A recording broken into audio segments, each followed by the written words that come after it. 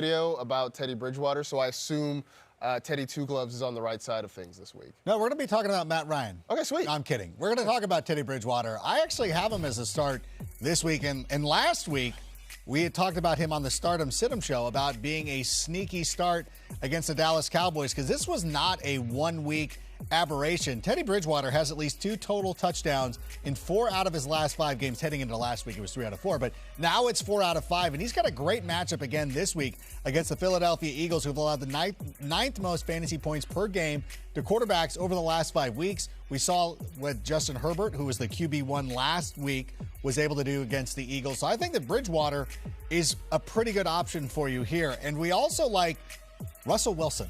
And I feel weird having to bring this up to people because, you know, Russell Wilson is one of the better quarterbacks in the NFL. But we've been getting a lot of questions about him, obviously coming off an injury, obviously having a very tough matchup against a Green Bay Packers defense that has played very well. It's kind of a shame that they have somebody taking all the spotlight away from them, and we never get to acknowledge how good that Packers defense has been playing this year. But I think as long as Russell Wilson is available and ready to go, in most instances, you're going to be starting him. Michael F. Florio said he saw places where Russell Wilson was dropped, and that just blew my mind. On the other side, there were guys that we're avoiding this week. Well, I'm going to not be starting Ben Roethlisberger, who's had fewer than 17 fantasy points in every game this season.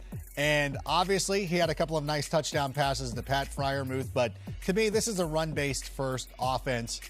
They're not going to rely on him and his noodle arm to move that team up. Yeah, that's what I said. What I said. I'm still a little bitter from Monday night. Show the run. Show the run. You know what? Just show the run. Yeah, he's not giving you a floor running-wise. Although Detroit has allowed by the way, Detroit's allowed a 300-yard passing game just once in the last 7 contests. Probably because they're getting blown out and nobody. It's math, though. Whatever. What about Mac Jones? I'm going to sit him this week. I like the way Mac Jones has played this year. I think the Patriots have a very good quarterback. It's almost annoying that they went out and picked out a very good quarterback, but he's been a top 15 quarterback only once this season. That was way back in week 7, which I guess wasn't that long ago. But you know what? I think they're going to try to run this week against the Browns, and the Browns are a good defense. Like, that is the last time the Browns were this good. Their head coach was a guy by the name of, what was his name? Oh, yeah, Bill Belichick.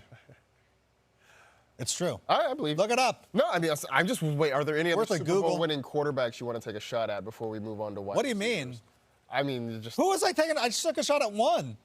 Show the run. Huh? Show his Anyway, Wait, who else did I take a shot wide at? receivers. Baker? Wide receivers. Let me go who through are my we list. starting this week? I'm going to go with Jarvis Landry. I think he's a really good option. I think that Donovan Peoples-Jones had the big highlight touchdown last week, but it's Jarvis Landry who is the most targeted guy in this offense. And I hope, by the way, whoever else mentions Donovan Peoples-Jones on this show later on, they better mention me and that I brought this up first or I will be very hurt.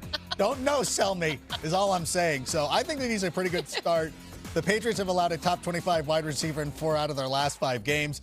And another wide receiver I'm going to start this week is Hunter Renfro against the Kansas City Chiefs. He's had at least 5 receptions in 7 games this season. He is one of just 8 wide receivers who can make that claim. The Kansas City Chiefs have allowed 6 receiving touchdowns to the slot this season. You can see that right there on the board right there.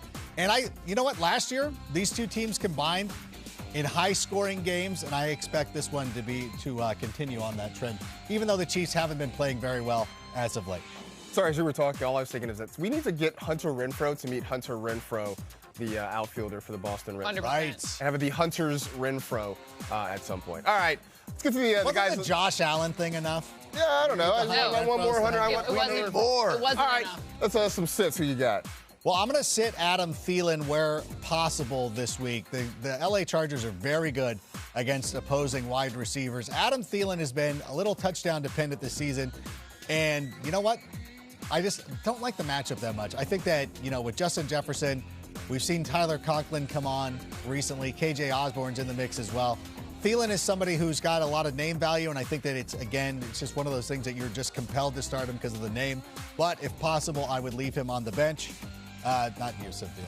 I know that you have him on your team. We'll talk about that in a little bit. And Elijah Moore, who you might have added off the waiver wire this week, obviously. Huge game Thursday night against the Indianapolis Colts. And so everybody took notice You're excited. You won the waiver claim. You woke up this morning. You're like, yes, I got Elijah Moore. Then you realize, oh, wait, they're playing the Bills. The Bills have not allowed 20-plus fantasy points to any wide receiver this season. So Elijah Moore is going to be great for you this year, not this week.